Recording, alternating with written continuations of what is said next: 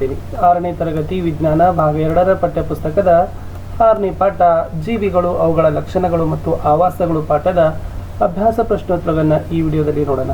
Already 6ನೇ ತರಗತಿಗೆ ಸಂಬಂಧಪಟ್ಟಂತೆ Kannada, SS, science ಮತ್ತು ಹಿಂದಿಯಲ್ಲಿನೂ ಕೂಡ ಇನ್ನು ಮುಂದೆ ನಾವು ವಿಡಿಯೋಗಳನ್ನು ಪೋಸ್ಟ್ ಮಾಡ್ತೀವಿ. ಸೊ ದಯಮಾಡಿ ಆ ವಿಡಿಯೋಗಳನ್ನು ಸಹಿತ ನೋಡಿ ಅಂತ ಹೇಳ್ತಾ ವಿಡಿಯೋಗಳನ್ನು ಲೈಕ್, ಶೇರ್ ಹಾಗೂ ಸಬ್ಸ್ಕ್ರೈಬ್ ಮಾಡೋದನ್ನು ಮಾತ್ರ ಮರೆಯದಿರಿ. ಸೊ ನೋಡುವ ಯಾವೆಲ್ಲ ಪ್ರಶ್ನೆ ಮತ್ತು ಉತ್ತರಗಳಿದ್ದಾವೆ ಅಂತ ಅಭ್ಯಾಸಗಳು. ಮೊದಲ ಪ್ರಶ್ನೆ, ಆವಾಸ ಎಂದರೇನು? ಉತ್ತರ, ಜೀವಿಗಳು ವಾಸಿಸುವ ಸ್ಥಳಕ್ಕೆ ಆವಾಸ ಎನ್ನುವರು. ಆವಾಸವೆಂದರೆ ವಾಸಿಸುವ ಸ್ಥಳ ಅಥವಾ ಮನೆ ಎಂದರ್ಥ. ಎರಡನೇ ಪ್ರಶ್ನೆ, ಮರುಭೂಮಿಯಲ್ಲಿ ಬದುಕಲು ಪಾಪಸ್ಸು ಕಳ್ಳಿ ಹೇಗೆ ಹೊಂದಿಕೊಂಡಿದೆ ಅಂತ ಕೇಳಿದ್ದಾರೆ. ಉತ್ತರ, ಪಾಪಸ್ಸು ಕಳ್ಳಿಯಲ್ಲಿ ನಾವು ಕಾಣುವ ಆ ಸಸ್ಯದ ಎಲೆಯಂತಹ ಭಾಗವು ವಾಸ್ತವವಾಗಿ ಕಾಂಡ ಭಾಗ. ಈ ಸಸ್ಯಗಳಲ್ಲಿ ದ್ವಿತೀಯ ಸಂಶ್ಲೇಷಣೆ ಕ್ರಿಯೆಯು ಸಾಮಾನ್ಯವಾಗಿ ಕಾಂಡದಲ್ಲಿ ನಡೆಯುತ್ತದೆ. ಜೊತೆಗೆ ಕಾಂಡವು ದಪ್ಪನೆಯ ಮೇಣದಂತಹ ಪದರದಿಂದ ಆವೃತವಾಗಿದ್ದು ಪಾಪಸ್ ಕಳ್ಳಿಯ ಅಂಗಾಂಶಗಳಲ್ಲಿ ನೀರನ್ನು ಉಳಿಸಿಕೊಳ್ಳಲು ಅದು ಸಹಾಯಕ.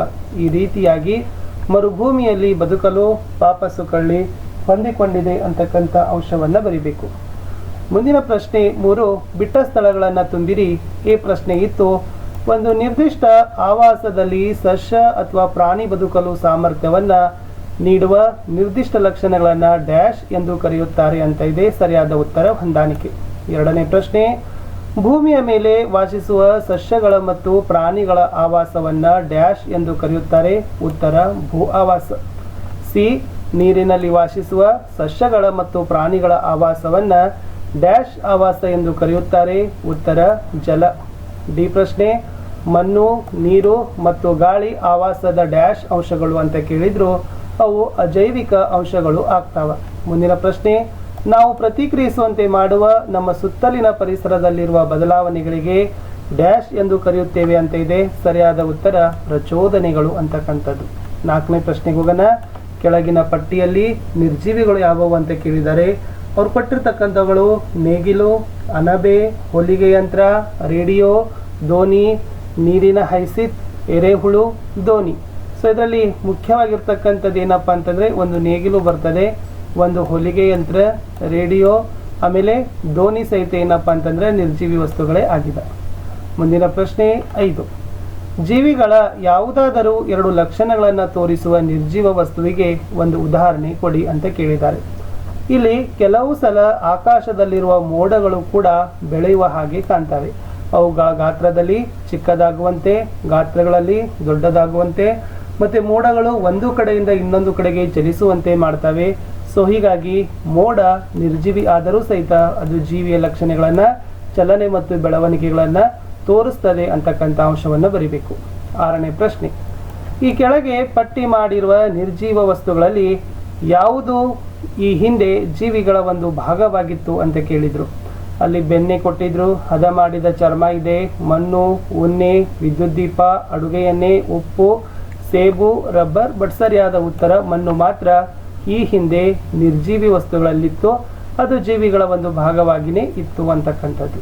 7ನೇ ಪ್ರಶ್ನೆ, ಜೀವಿಗಳ ಸಾಮಾನ್ಯ ಲಕ್ಷಣಗಳನ್ನು ಪಟ್ಟಿ ಮಾಡಿ ಅಂತ ಕೇಳಿದ್ದಾರೆ. ಸೊ ಜೀವಿಗಳ ಸಾಮಾನ್ಯ ಲಕ್ಷಣಗಳಲ್ಲಿ ಬರ್ತದೆ, ಎಲ್ಲ ಜೀವಿಗಳು ಆಹಾರವನ್ನು ಸೇವಿಸ್ತವೆ, ಎಲ್ಲ ಜೀವಿಗಳು ಉಸಿರಾಟವನ್ನು ಮಾಡ್ತವೆ, ಎಲ್ಲ ಜೀವಿಗಳು ಪ್ರಚೋದನೆಗೆ ತಕ್ಕ ಪ್ರತಿಕ್ರಿಯೆಯನ್ನು ಕೊಡ್ತವೆ, ಜೀವಿಗಳು ತ್ಯಾಜ್ಯಗಳನ್ನು ಹೊರಹಾಕ್ತವೆ, ಎಲ್ಲ ಜೀವಿಗಳು ತಮ್ಮದೇ ಆದ ರೀತಿಯಲ್ಲಿ ಸಂತಾನೋತ್ಪತ್ತಿಯನ್ನು ನಡೆಸ್ತವೆ, ಎಲ್ಲ ಜೀವಿಗಳು ಚಲಿಸ್ತವೆ, ಎಲ್ಲ ಜೀವಿಗಳು ಸಾವನ್ನು ಹೊಂದುತ್ತವೆ ಅಂತಕ್ಕಂಥದ್ದು ಜೀವಿಗಳ ಸಾಮಾನ್ಯ ಲಕ್ಷಣಗಳು ಆಗಿತ್ತು. ಪಾಠದ ಕಡೆಯ ಪ್ರಶ್ನೆ 8, ಹುಲ್ಲುಗಾವಲಿನಲ್ಲಿ ವಾಸಿಸುವ ಪ್ರಾಣಿಗಳಿಗೆ ಅಲ್ಲಿ ಜೀವಿಸಲು ವೇಗವಾಗಿ ಓಡುವುದು ಮುಖ್ಯ, ಏಕೆ? ವಿವರಿಸಿ ಅಂತ ಕೇಳಿದ್ದಾರೆ. ಈ ಹುಲ್ಲುಗಾವಲಿನಲ್ಲಿ ಸಿಂಹದಂತ ಭಕ್ಷಕ ಪ್ರಾಣಿಗಳ ಸುಳಿವನ್ನು ತಿಳಿಯುವ ಅವಶ್ಯಕತೆ ಜಿಂಕೆಗಳಿಗೆ ಇರ್ತದೆ. ಅವುಗಳಿಗೆ ಆಹಾರವನ್ನು ಸಿಗದೆ ಅವುಗಳಿಂದ ತಪ್ಪಿಸಿಕೊಂಡು ಓಡಿ ಹೋಗೋದು ಸಹಿತ ಅತಿ ಅವಶ್ಯಕ ಅಂತಕ್ಕದ್ದನ್ನು ಹೇಳ್ಬೋದು. ಸೊ ಇಲ್ಲಿ ಏನು ಮಾಡ್ಬೋದು ಅಂದರೆ, ಸೊ ಕಾಡು ಪ್ರಾಣಿಗಳಲ್ಲಿರ್ತವೆ, ಭಕ್ಷಕ ಪ್ರಾಣಿಗಳಿರ್ತವೆ. ಸೊ ಅವುಗಳಿಂದ ತಪ್ಪಿಸಿಕೊಳ್ಳೋ ಸಲುವಾಗಿ ಅವ್ರು ಏನು ಮಾಡಬೇಕಾಗ್ತದಪ್ಪ ಅಂದ್ರೆ ಓಡಿ ಹೋಗೋದು ಅತಿ ಅವಶ್ಯಕ ಅಂತಕ್ಕಂಥ ಅಂಶಗಳನ್ನು ಬರೆದ್ರೆ ಸಾಕು. ಇಷ್ಟಿತ್ತು ಈ ವಿಡಿಯೋದಲ್ಲಿ ಅಂತ ಹೇಳ್ತಾ ವಿಡಿಯೋನ ಲೈಕ್, ಶೇರ್ ಹಾಗೂ ಸಬ್ಸ್ಕ್ರೈಬ್ ಮಾಡೋದನ್ನು ಮಾತ್ರ ಮರೆಯದಿರಿ. ಸೊ ನಾನು ಸಿಗ್ತೀನಿ ಇನ್ನೊಂದು ಹೊಸ ವಿಡಿಯೋದಲ್ಲಿ. ಇಲ್ಲಿಯವರೆಗೆ ವಿಡಿಯೋ ವೀಕ್ಷಿಸಿ